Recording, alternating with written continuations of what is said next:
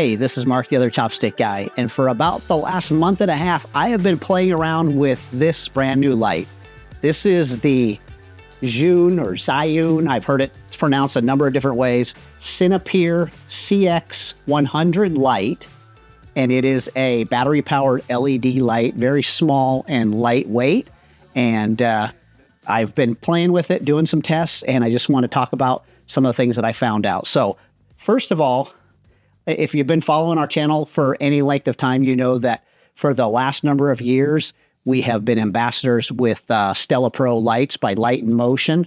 And, we've talked about our go-to light, which is the CLX10. Love this light. This has been my go-to light for weddings and anytime I'm doing a video project.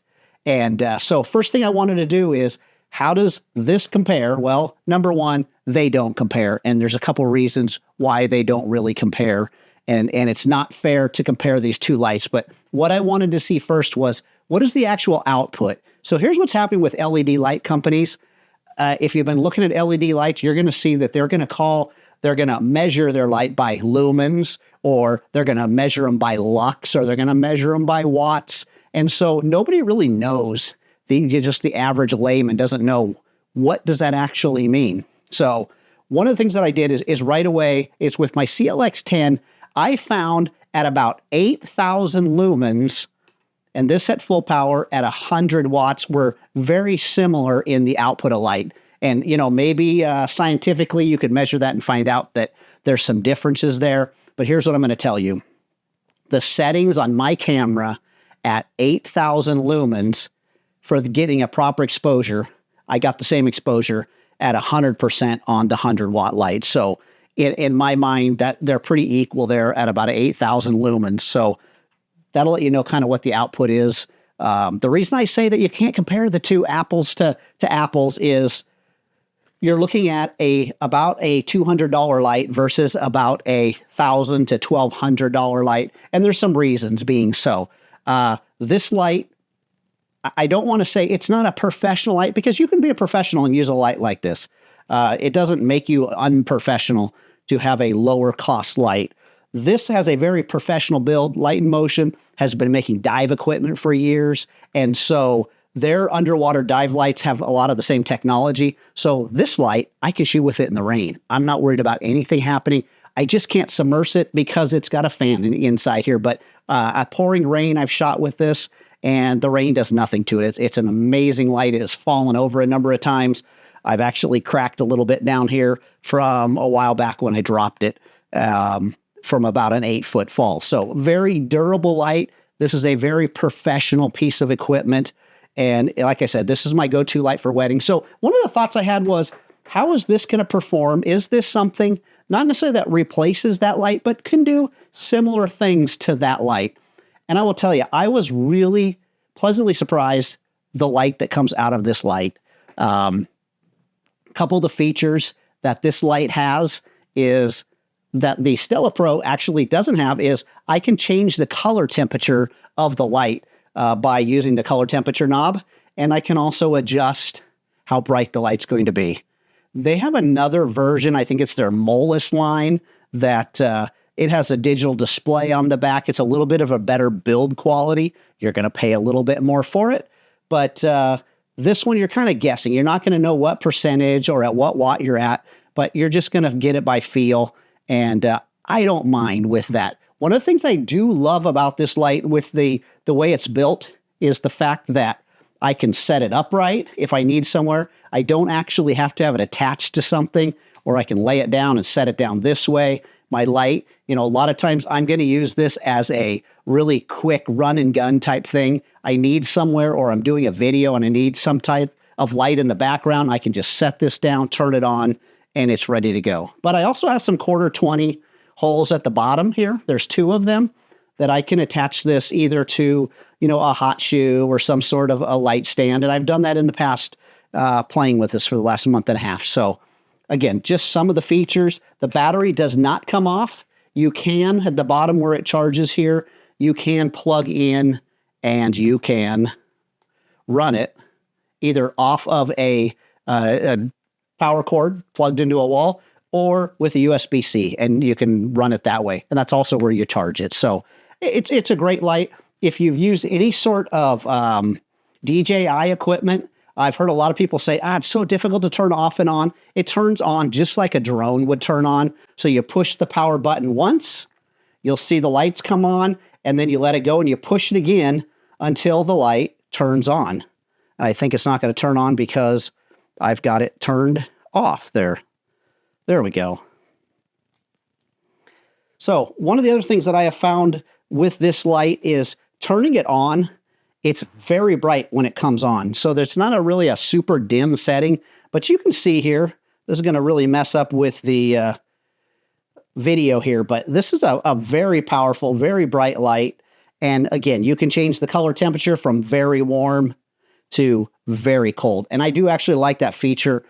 We've been playing around with this light now, like I said, for the last month and a half, and there's been times where we've wanted that warm light. So what came with it was this little dome diffuser and, well, the little reflector and a dome diffuser.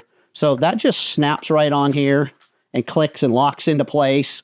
And that allows it to kind of channel that light a little bit narrower. But also it has this silicone dome reflector that I actually really like. I like dome reflectors, especially if I'm shooting video. But really what I wanted to try this light for is, I see everybody using it for video. We use our LED lights for pictures quite a bit. And so I said on our Light in Motion CLX10s, that is kind of my go-to light when it comes to weddings. And when I use that light is when it makes sense. And when does LED lights make sense for me in a wedding? Well, when the bride's getting ready in a bride's room, I can turn this on, and generally I'm not shining it at the bride, I'm bouncing it off a wall just to fill in some of that ambient light, to give it maybe some direction of light, and allow me to up my settings. The other time that I really love this light is in receptions. You know, what happens when we pull out a big flash in a wedding and we have a softbox or whatever on it, on a big light stand? People tend to kind of do the, whoa, you're in the way. But a little LED light, when you turn these on in a wedding, here's what happens. Everybody around you with a cell phone goes, ooh, thank you. Because suddenly now they're going to get great photos too, because you've lit up the scene. But, you know, when they're cutting cakes, when they're, you know, doing dances, this is one of those lights that seems to be very, very unobtrusive. And you can put it just about anywhere inside of a wedding, and it's going to do a wonderful job for you. So again, great entry point into LED lights. Yes, there's things that are more powerful out there, but one of the issues that we've had that really made us love the Stella Pro lights is the same reason I love this light, is the battery. So I don't have a secondary battery pack to attach to this. It's all built into it.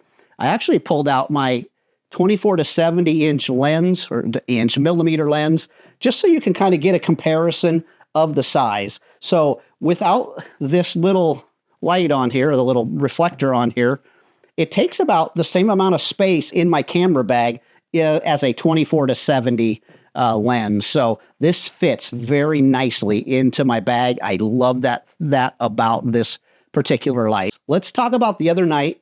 2 nights ago, I took this out with a friend of mine, and we wanted to see what kind of photos we could make using this, not as a video light, but using it as a photography light.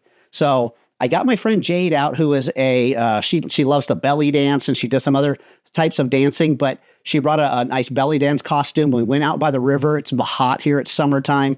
And first thing, as the day was just kind of coming to an end, the sun was still up pretty high though, we said, let's see if we can not overpower the sun, but can we just power this bright light? Is it even going to be seen? Because that's one of the issues with LED, is when you're shooting outside, you don't really see a lot of effect. It's got to be really close to the subject.